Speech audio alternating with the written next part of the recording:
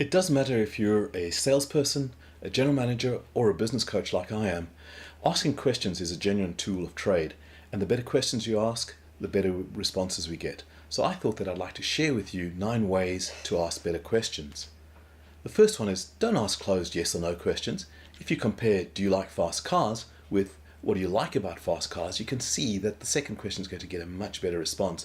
And even if the person says, I don't like fast cars, you can actually ask, what don't you like about fast cars? The second question is ask why 3 times.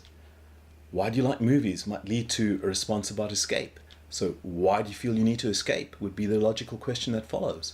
And that in turn might say, what is it about your job that is so stressful? As you can see, you've reached into the person's psyche and you've actually got much better answers.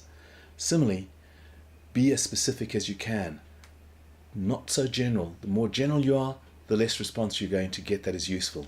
So compare this. What are your weaknesses, which is a typical interview question, to what about you really frustrates your partner? You're going to get a much better answer that gets around pre-prepared responses and allows you to truly see the motivations. The next tip that I have is ask about reactions. What did you do after you saw the little puppy whimper? And how did you feel after hearing the news? Are again going to tie into the emotions of the person and the behavior and give you a better insight into what is happening and also allow for much better conversation. Don't forget to ask follow-up questions. How was your day? Could lead into what happened after you walked into the office.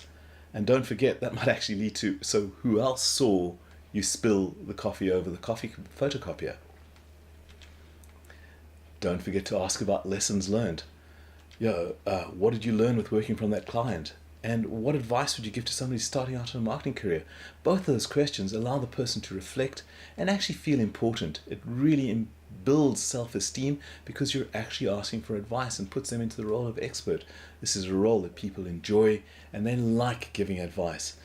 It really helps build rapport. Similarly, ask for a story. There's so much in oral tradition, so much of our history is passed in oral tradition. So asking for stories such as, what's the craziest thing that ever happened to you in the operating theatre?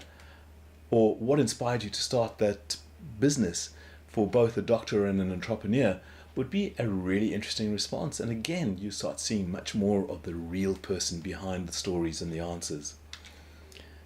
Don't forget to ask like a youngster. This is especially important in situations where you might find that the person that's answered has answered in a way that you don't understand. So ask something along the lines of, so how would you explain that to a complete novice? Or how would you explain your marketing plan to a 6-year-old? By doing so, you're enabling that person to become much more specific, and by simplifying their answers, they're actually enabling you to learn more effectively. When we look at this, there's a final tip is, don't forget to ask what else you should ask. We all have our own perspectives, and everyone has the story that they're dying to tell, but no one actually does. So one of my most powerful questions is, what question would you like everyone to ask you, but no one really does? Leads to some incredibly interesting stories. Similarly, that might also say, am I missing anything? And along those lines, if you feel that I've missed something in these tips, I'd be really glad if you could connect with me on my LinkedIn profile and send me some information. Love to hear from you. This is Charles Barnard signing out.